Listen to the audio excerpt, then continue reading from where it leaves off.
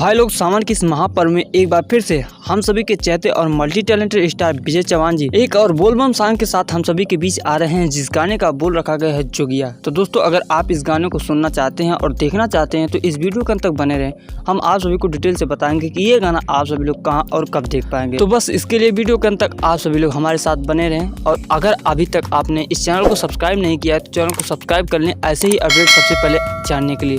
तो चलिए आइए बात करते हैं बिना देरी करते इस गाने के बारे में। तो आप सभी को बता दो कि फाइनली हम सभी के बीच एक और बोलबम सॉन्ग हम सभी के मल्टी टैलेंटेड स्टार विजय चौहान जी का आ रहा है, जिस गाने को सोलो वर्जन में बनाया गया है और इस गाने में आवाज है विजय चौहान जी की। और वहीं दोस्तों, आप सभी को बता दो कि इस गाने के लेखककार हैं बिट्टू विद्यार्थी जी और इस गाने में म्यूजिक है विकास यादव जी। बात करें इस गाने के वीडियो की, तो गाने के वीडियो में हम सभी को भोजपुरी की काफी ज्यादा टैलेंटेड और काफी खूबसूरत एक्ट्रेस पल्लवी सिंह इस गाने के वीडियो में नजर आने वाली है। जी हाँ, तो दोस्तों आइए जान लेते हैं कि इस गाने को हम सभी के बीच कब और किस यूट्यूब चैनल के माध्यम से लॉन्च किया जाएगा।